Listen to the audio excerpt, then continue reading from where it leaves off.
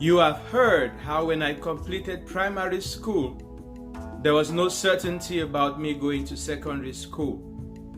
My family did not have the finances to make my secondary school a priority.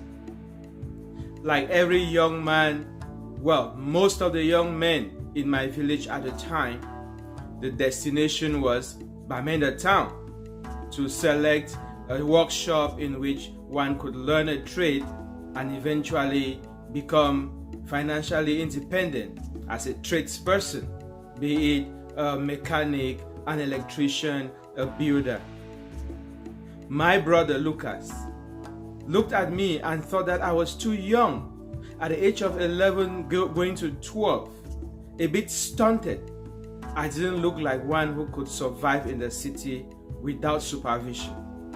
Actually, he felt that I was too intelligent to be left alone in the hands of trade masters in town and also loitering around with other young people. He felt that because I was smart upstairs, I was more likely to become delinquent.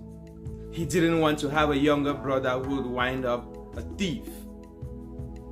So he called my older sisters Alice and Veronica, who were in Douala struggling to make a living.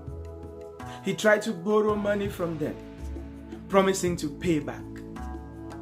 Whatever he gathered, I don't know.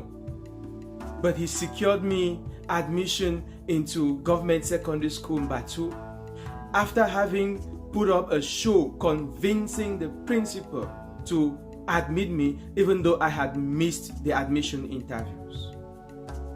When the principal accepted to admit me, it was a Friday and school was to begin on Monday.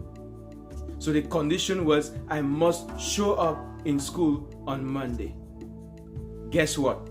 I did not have a school dress, what we call a uniform. The official wear for a government secondary school was a navy blue pair of trousers and a sky blue jacket.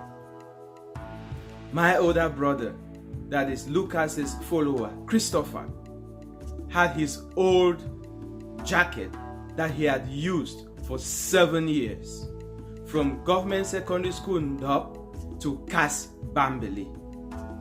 He had just finished his own high school studies, and you can imagine that this sky blue jacket was now almost white.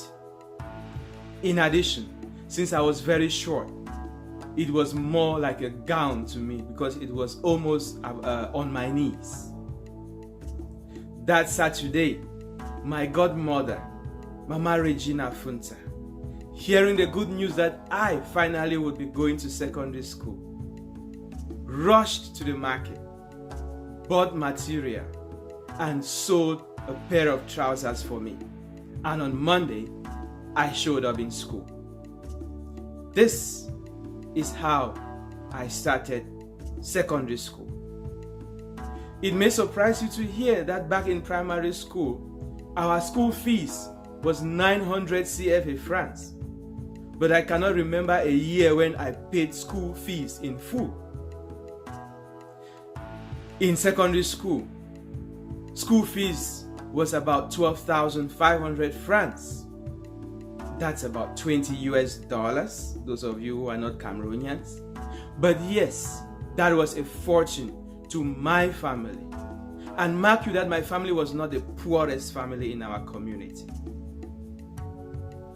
The lesson I draw from this experience is that no matter what it is that you are desiring in life, life desires even more for you.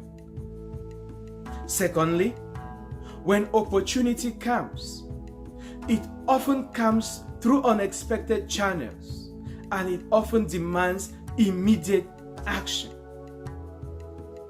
3, and lastly, when it comes to taking advantage of the opportunities that life has given you, there is no room for perfection.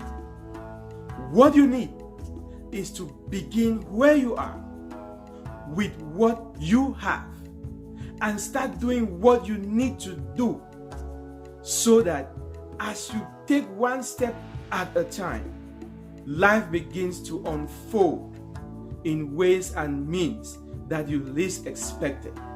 And that is how you attain your destiny.